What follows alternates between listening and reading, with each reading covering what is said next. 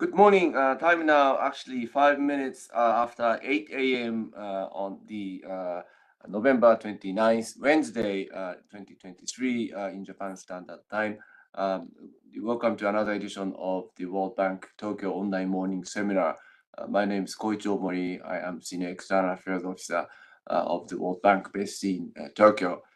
We are sorry for you to wait actually for a few minutes for us to start. We had some technical issues to tackle with, but now we are okay. So we organize these online morning seminars to introduce the latest edition of the various World Bank report presented by the authors of those reports. This morning, we have a pleasure of featuring the new report called Collapse and Recovery, how the COVID-19 eroded human capital and what to do about it. The report was actually issued in February earlier this year. We have the Joanna Silva connecting us from Washington on behalf of the co-authors team. The Joanna is a senior economist in the office of the chief economist for the human development of the World Bank.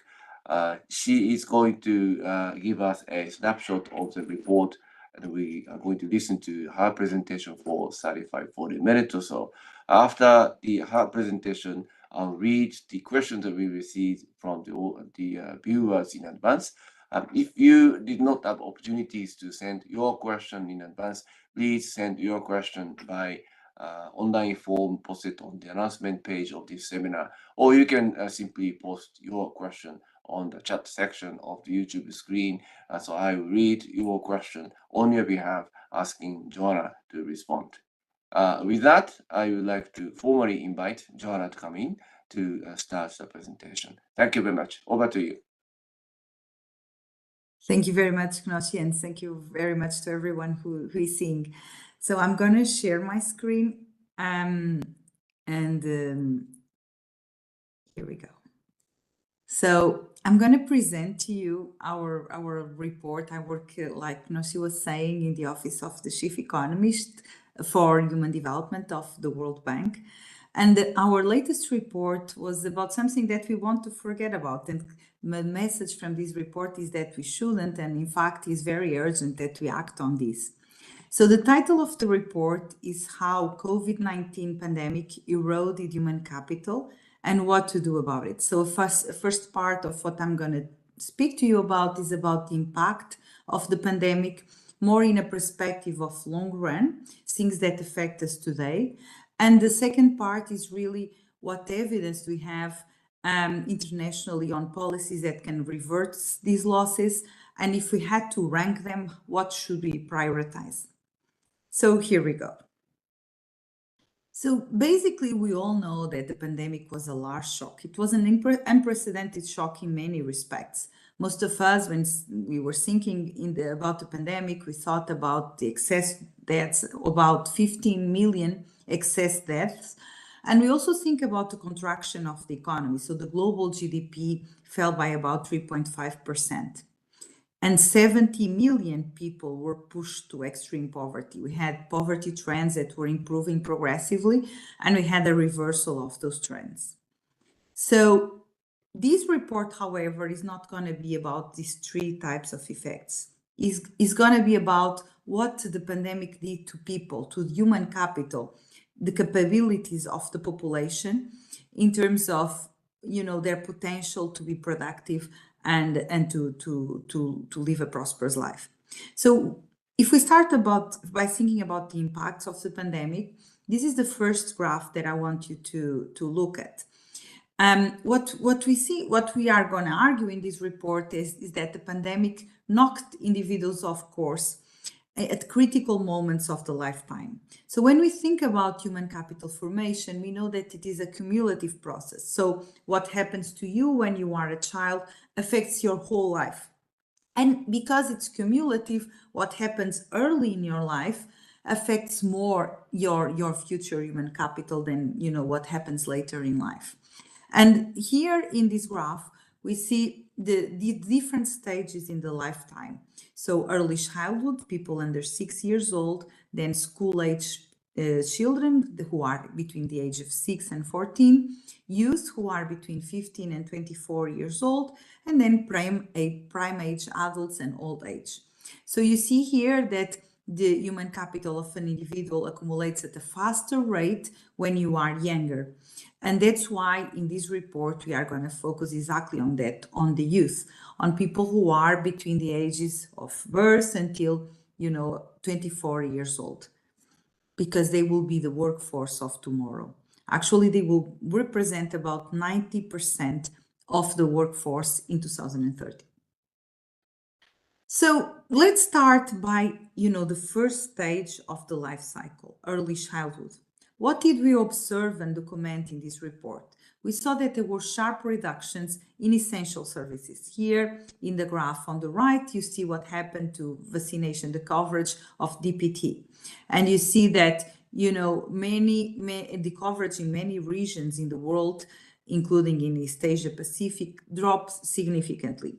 When we are doing the estimation of the impact, we see that there was a retrocess of 10 years in terms of the progress in vaccination coverage to combat preventable diseases. And in East Asia Pacific, even in 2021, there was no sign of recovery. So a reason for concern, because this is a very important indicator of access to an essential service. But it's not just in access to services such as vaccination. If we think about early childhood, what also declined significantly was the instruction time and the cognitive development of children. When we look here at the graph on the right, which is a study that was done in Bangladesh, in rural Bangladesh, we see the effect of the pandemic on skills of 20-month-old children, and we divide these effects by mother's education. And what you see is that the bigger losses in terms of skills were really for, children whose mothers had lower levels of education. And for them, the losses are very, very significant. And these are really, effects on skill, so on capability, on cognitive development, not just access to services. And this happened because when we look worldwide at the loss of instructional time, we see that during the first year of the pandemic, the loss was about 50% of the instruction time, and preschool attendance did fall. And even in the end of 2021, it was still to recover. So the levels of attendance were still below the trend, what we would have if we would stay in the same trend that we were observing for the last 10 years.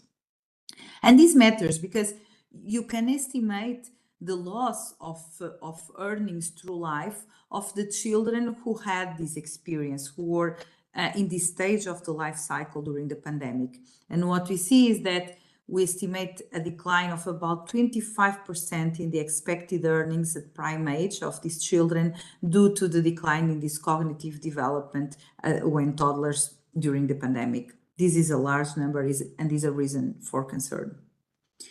Turning now to school-age children, we know that the pandemic caused long school closures globally.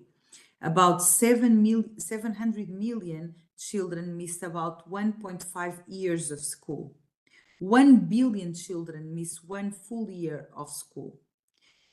And, 64% of the time, schools were closed in East Asia Pacific. This was above the global average of 52%. And if you look here in the graph on the right, you see that there is a big variation across countries. So in the region, some countries had schools closed for much longer than others. And so the differences are quite significant, and the closures are really long in some countries. And this is a reason for concern because, like in early childhood development, this affects, development outcomes of children. So here in this graph on the right, we plotted all the studies around the world that were estimating the effects of school closure, of 1 month of school closure on learning, because some countries did assessments of learning. And what you see, or did impact evaluations of learning effects. And you see that most of the points fall really in this 45% degree line. What does this mean? This means that despite the enormous effort that was done worldwide in terms of remote learning, of school at distance, for every month that the schools were closed for, children lost 1 month of learning.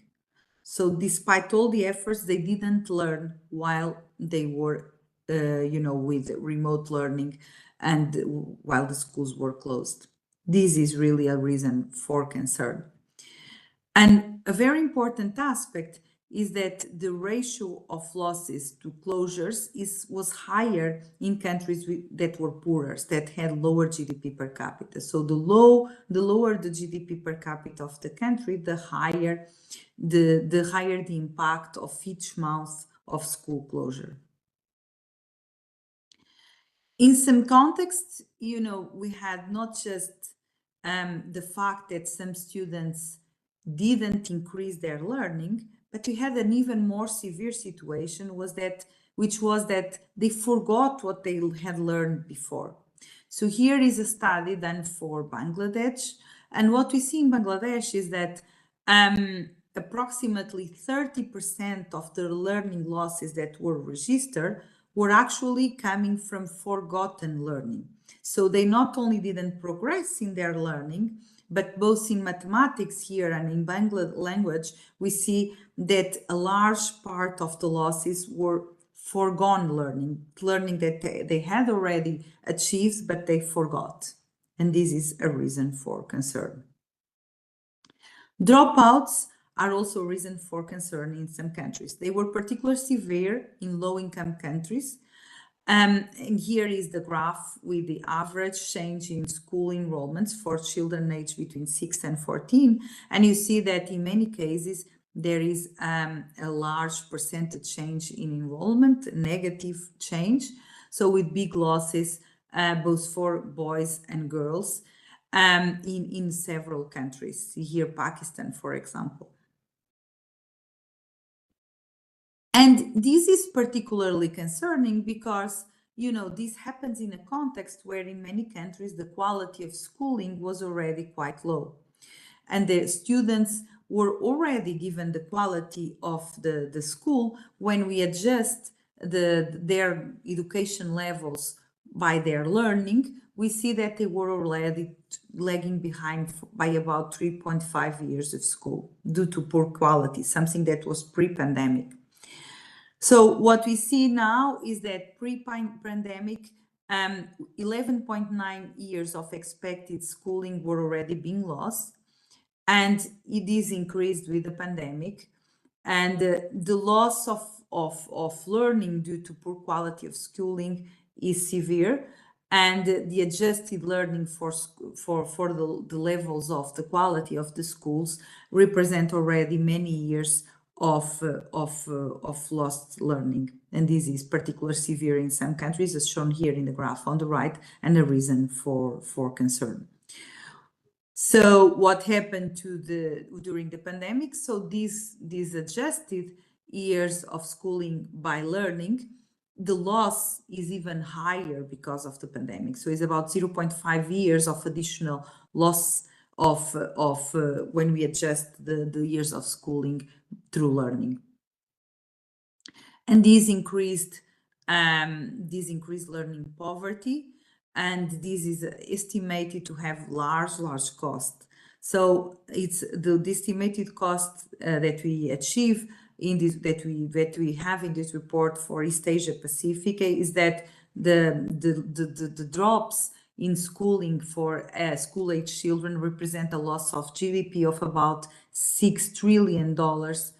And the reduction in the lifetime earnings of children of about $30,000 per year. So it's a very large loss.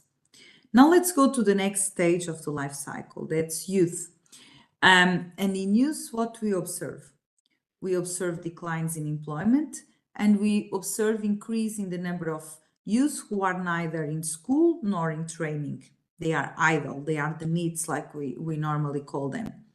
And we see that here on the graph on the right, we have the increase in the number of youth who are idle, who are not in school nor training nor working. And you see that in countries like Pakistan, like South Africa, like Vietnam, the increases were very, very significant. They were not that different by gender. In Pakistan, they were larger for male, but in many countries, they were similar for girls and boys.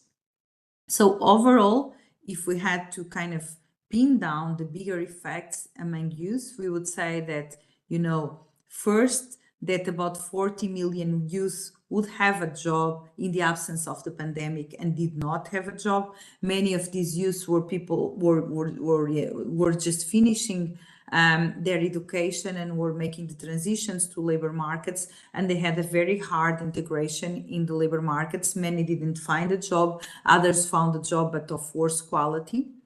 And these, like in the other cases, represents effects that are not just for now. There is this scarring effect in the sense that what happens in this case, for example, among youth who was entering the labor market, because the wage and the job that you have at entry are so determinant for not just that moment but your whole career. This has long-term effects. It depletes your human capital, and this affects your productivity in a more permanent way. Using what we estimate is that there's a reduction of about 13% in earnings of youth with lower education in the first decade after entering the labor market. So it's like they are affected for a decade, for 10 years, not just in the immediate course. And this drop in their expected earnings is quite significant, 16%. What we also see is that, like I was mentioning, in some countries, the number of idle youth, these needs, increase quite a lot. For example, in Pakistan alone, there is 1.6 million additional idle youth because of the pandemic. So all these estimates are kind of a reason for concern, and they are then accounting for, the trend that was already occurring in these countries in the last 10 years. So what we are saying is that if we compare what was observed with what would be expected given the trend that these indicators were following the 10 years that preceded the pandemic, we see still these big impacts in all these earlier stages of the life cycle. And this should be a reason for concern.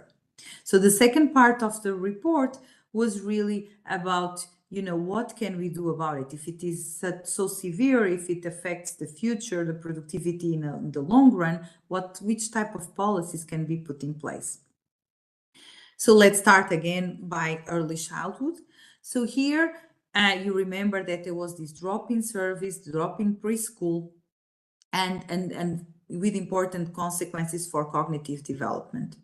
So what we say in the report is that it's very important to address the setbacks that were made in terms of this cognitive development, so these gaps don't amplify over time because of this cumulative nature of the human capital accumulation.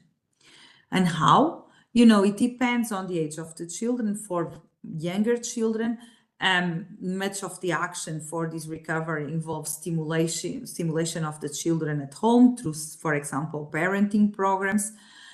Some, in some more poorer contexts, you have, problems linked with food security. So there, more nutrition supplementation programs, and overall cash transfers in the sense that they tend to provide income to the parents, but also which will help, in the care for the children, but also encourage school attendance, in pregnancy, the checkups and vaccination amongst children. Then, for older children, this lack of recovery in the coverage of pre-primary education is really a reason for concern, as well as the content of pre-primary education, because we saw all this setback in terms of learning. So what we are saying is that what we observed was that many schools in the world closed. They were private. Provision of pre-primary education is still the coverage is still very low worldwide. And it decreased because like I was saying, many schools had to close and many private schools close in a more permanent way.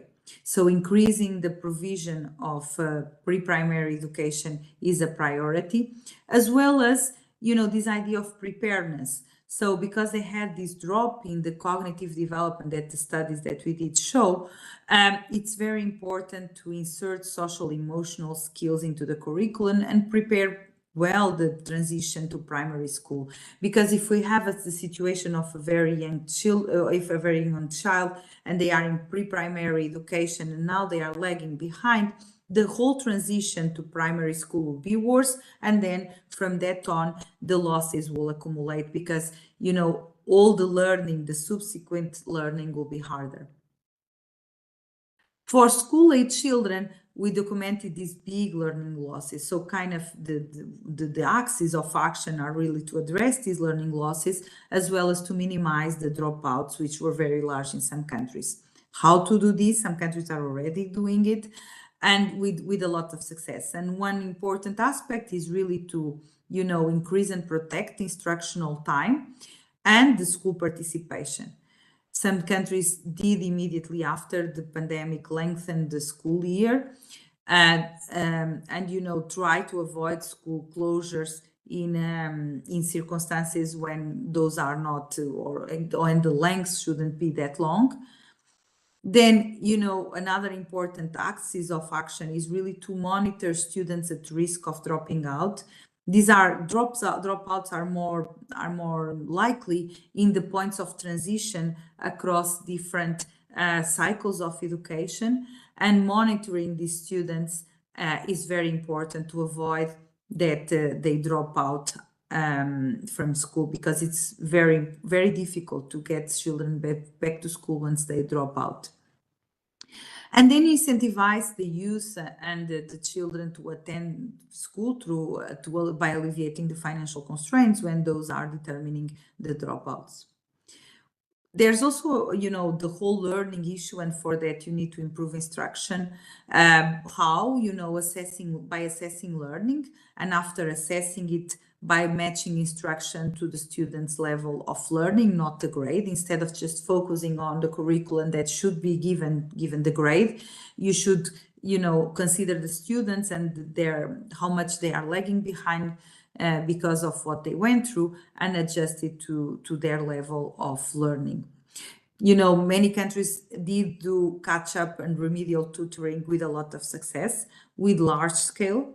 And these are very important for the students that are lagging behind, even after you adjust all the other dimensions. And the evidence has been showing that, for catching up is really important to focus on foundational skills, literacy, maths, and streamlining the curriculum to make sure that these that are the pillars for all the rest of the education process are in place. For the youth, what we saw was that, there were large employment losses. There were a lot of difficulty in transition to jobs for youth who were just finishing their education. But we do have two very different sets of countries. We see that some countries where, even by the end of the pandemic and even more recently, where, neither youth nor adults employment rates recovered. There, what we say is that, what happens is that they have a jobs problem. So, really the type of policies in these countries should be geared at promoting job creation more in general. And this could be counter-cyclical macro policies to improve the labor demand, or support to formal and informal firms. But in several other countries, what we saw was that, despite the fact that adult employment rates had already recovered, youth employment rates had not recovered. In these countries, youth specific programs for youth are very important. And what are these programs? Many countries have been having these paid apprenticeships at scale, and use target hiring subsidies, And these are things that normally facilitate the transition to labor markets. And in these countries where youth is really lagging behind, this seems to be an important way for them to gain experience and then have an easier integration in the labor markets. In addition, there's the agenda of training and skill certification for, making it easier for those who need to transition between jobs and are having a harder time because, the pandemic did stop them for a while and put them out of the labor market to then, reintegrate in the labor market more easily. And then there is this third agenda of, job matching and entrepreneurship programs, where really is about, matching vacancies with workers and improving the opportunities for income creation activities. Another important axis of action is that when we look at how countries responded to the pandemic, we see that most countries did sectoral responses. So, responses of education, responses of health systems, but rarely they acted as a system. They provided like package of services for people, bringing together benefits, say, from education and health and social protection. So what we argue is that an important way forward would be to build human development systems in the sense to make communication and packages of service that are, joint between health, education, and social protection to, help people, because what the challenges that we document are hard to solve just with, actions in education or just with actions on health. And for that, key steps is to build, these cross-sectorial beneficiary registries, because otherwise you cannot do these packages of services, payment systems that are also cross-sectorial, build data collection and information systems, have in place institutionalized, coordination mechanism between the different sectors in the government, and also have, public finance management systems that allow this, joint financing of programs. And of course, what we saw in the pandemic was that many gaps existed because, private sector did meet some surges in demand, but this was more in an emergency mode. So, considering these partnerships with private sector to when there are surges in demand in a more institutionalized way is also an important way forward. But there are many priorities. We had a long list of priorities here in the report. And what we did in the last chapter of the report was kind of to provide some ideas on how to prioritize between policies. And we have two important aspects that we highlighted. First, if governments have to target specific groups, because for example, they cannot afford to cover everybody, we say that the transition points are really important. I'll explain these better in the next slide.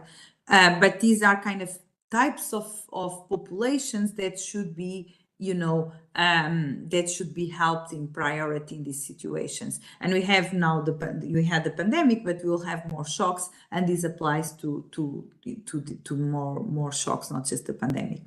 And second, the idea of total costs. So in this chapter, what we did was to compare different types of policies, the costs of those policies, and considering different dimensions, not just the financial cost, but also the implementation difficulty. So about the transitions, what do we mean? So when you are transitioning between, say, pre-primary school and primary school, this is a very important point of transition in your education, where, an important aspect can happen. You can start primary school later or earlier at that stage.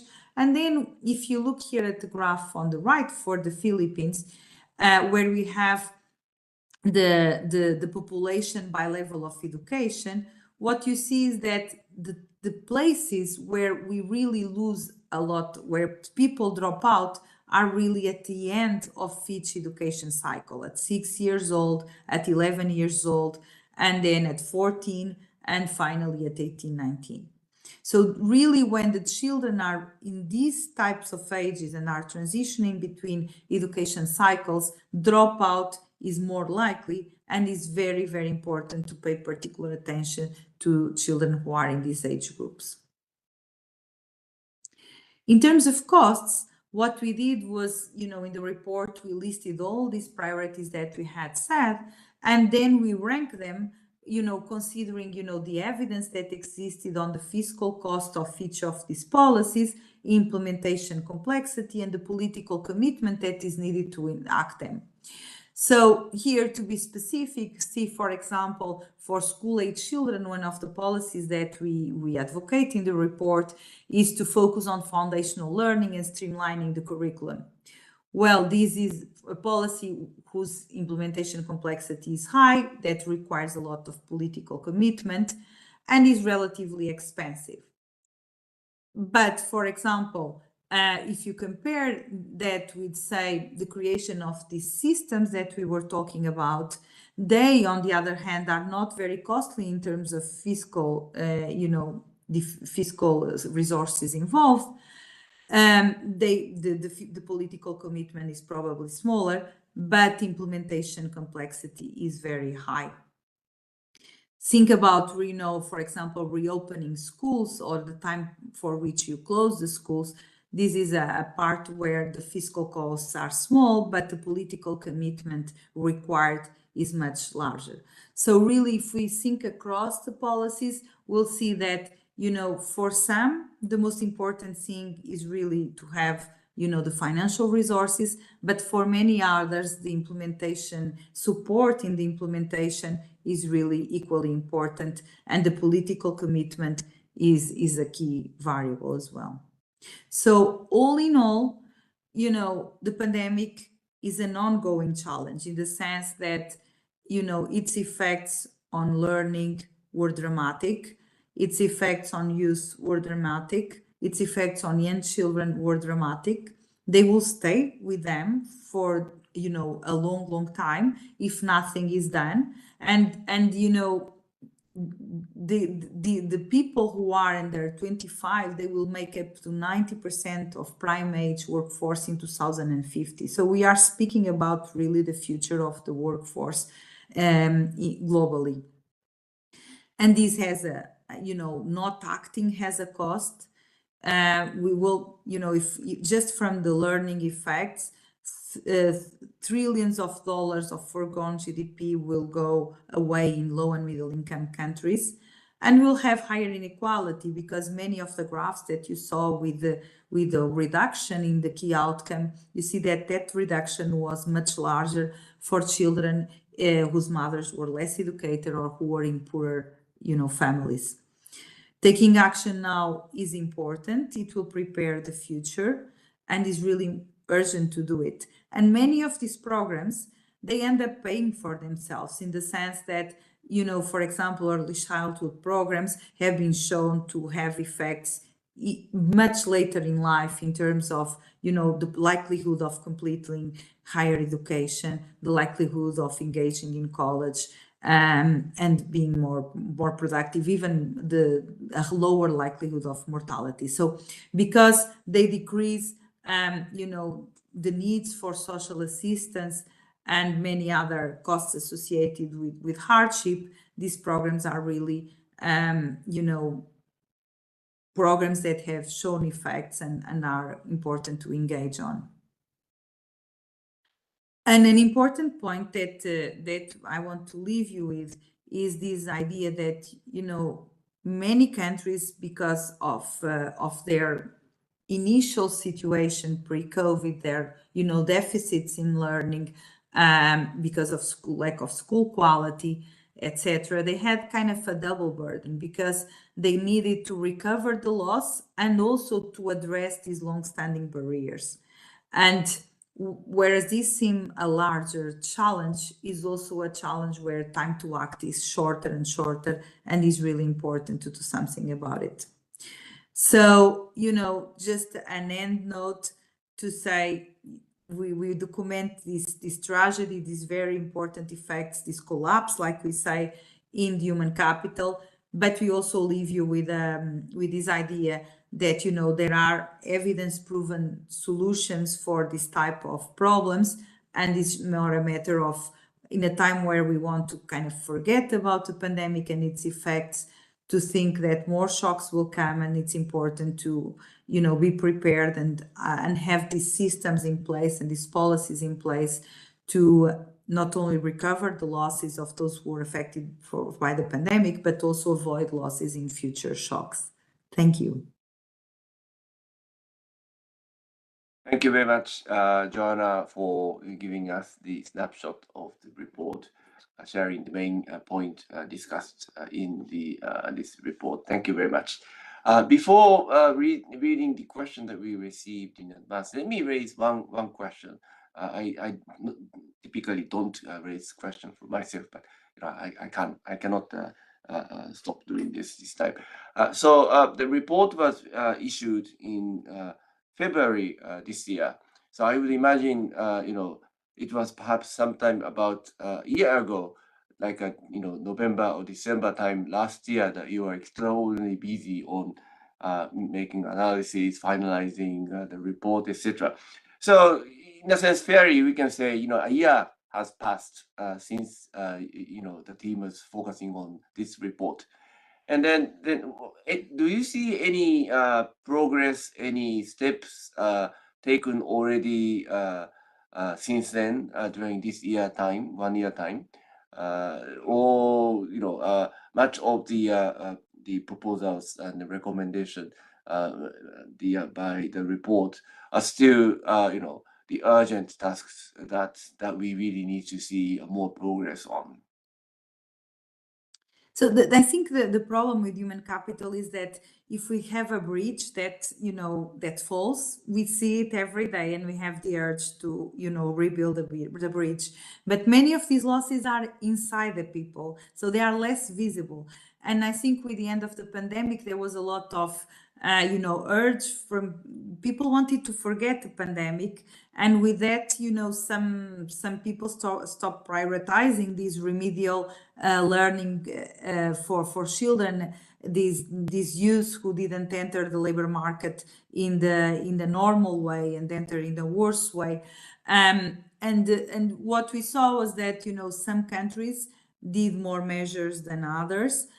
We saw some action, and we documented that there was a lot of action on these catch-up programs in some countries, in India and Colombia and several other countries.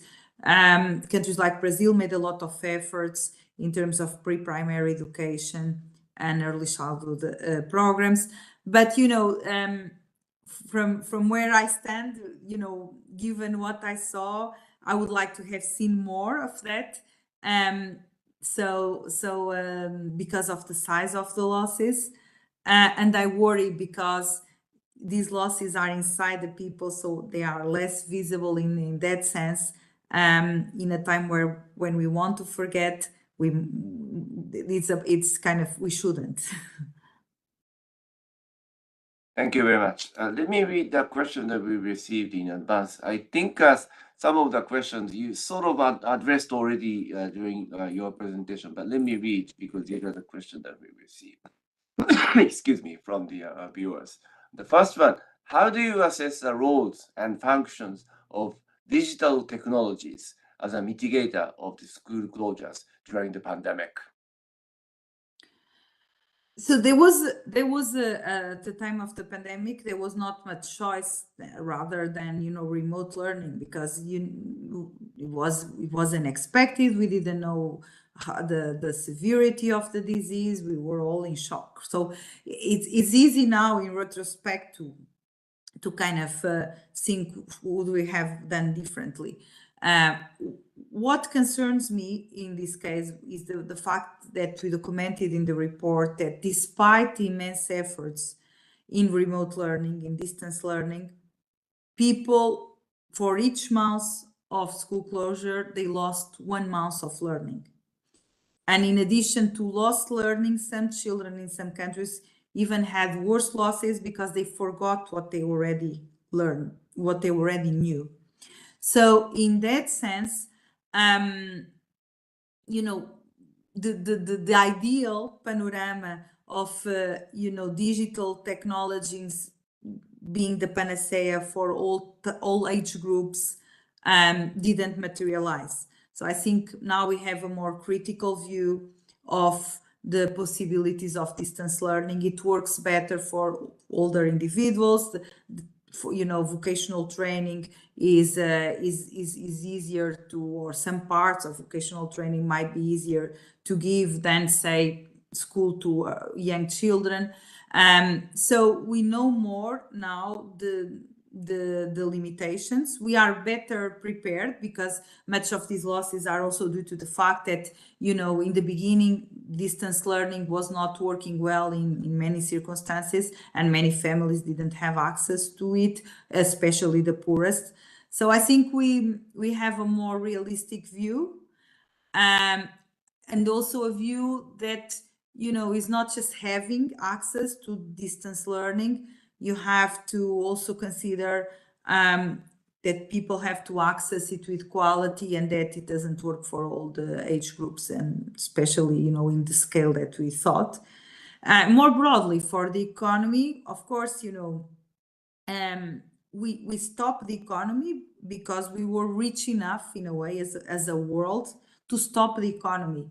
And digital transformation is part of structural transformation, and it's like a tsunami. It's like if you see something, you just have to there's no point in trying to go against it.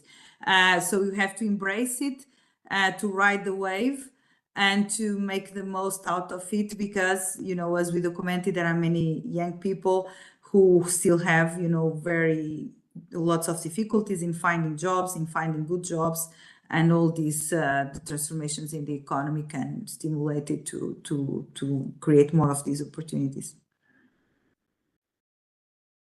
Thank you very much. Next question. Do you find some linkages between the lack of basic infrastructure, particularly electricity, and the impact of the pandemic on younger generations in terms of learning opportunities?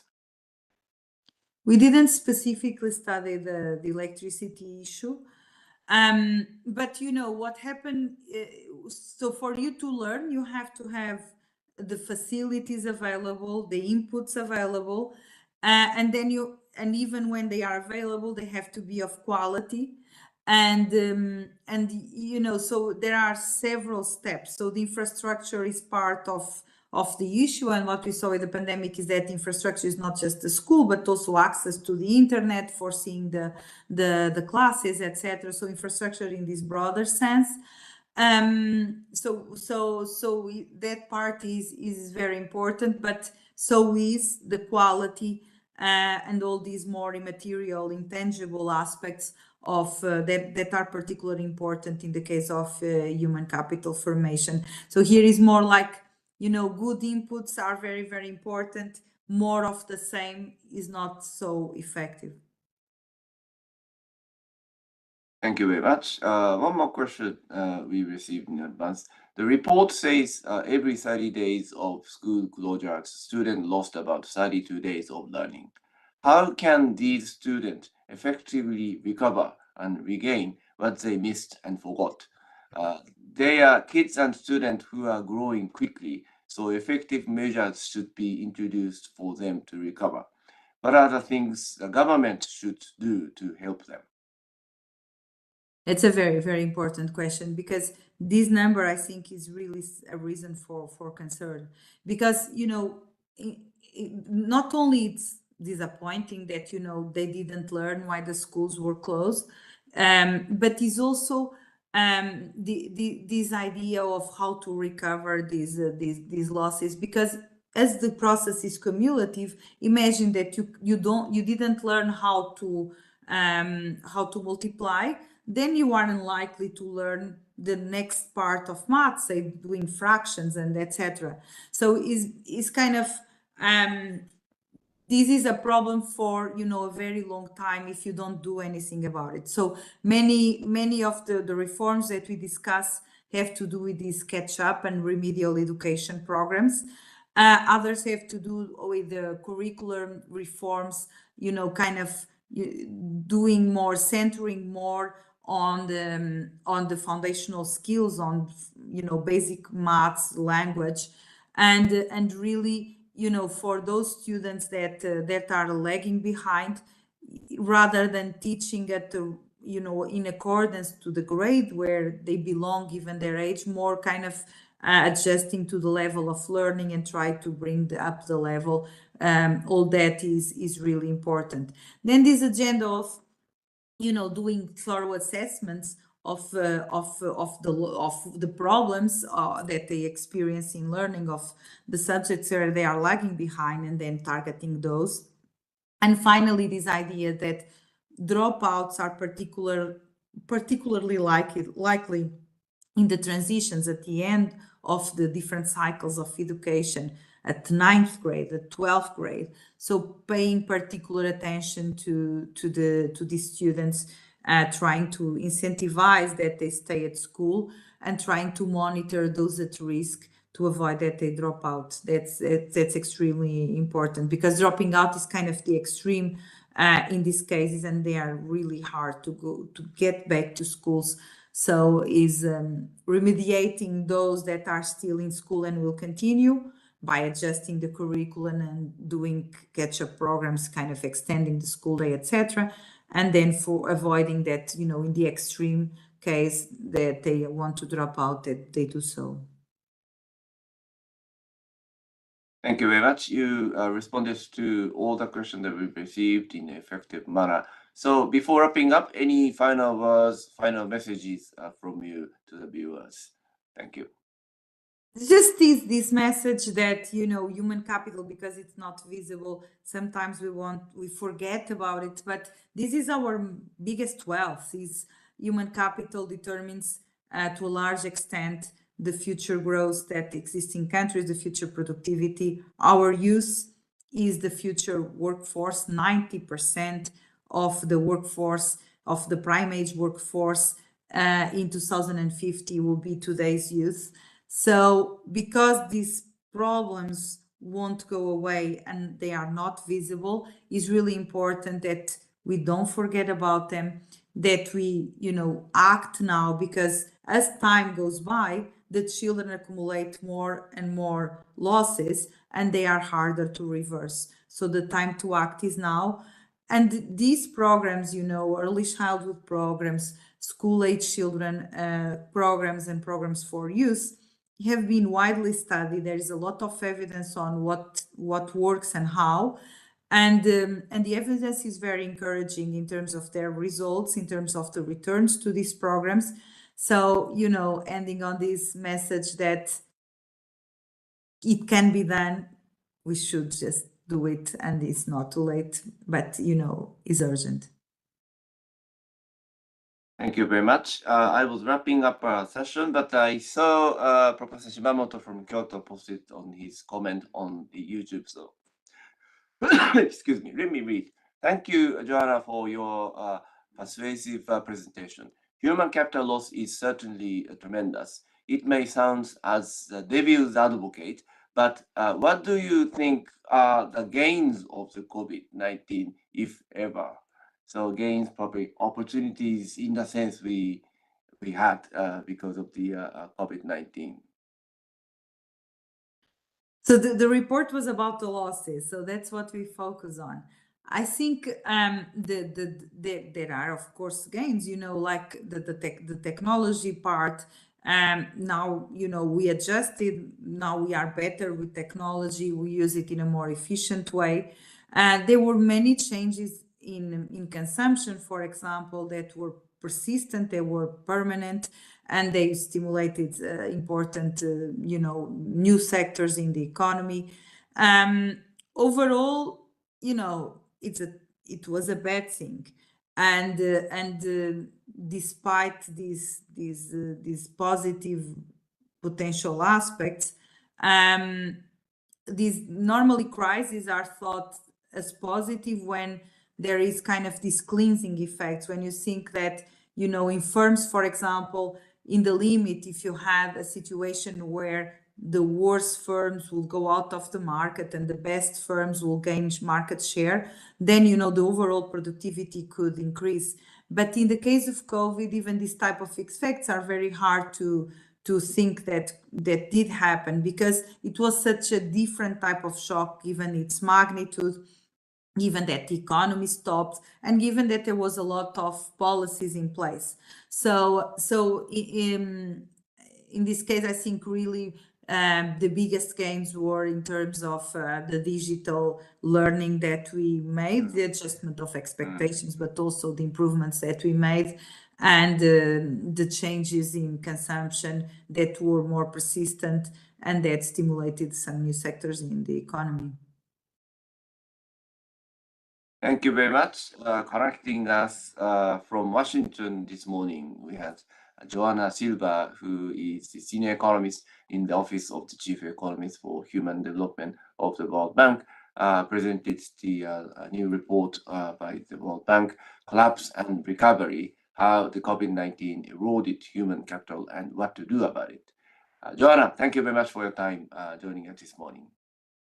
It's a pleasure. Thank you very much for seeing it. Thank you very much. Great. Thank you very much. So next week, we are going to have 2 online seminars. First one is going to be on the Tuesday, November 5th. This is going to be starting at 5 p.m. because of the location of the speaker. We are going to feature the latest IFC publication working with small holders.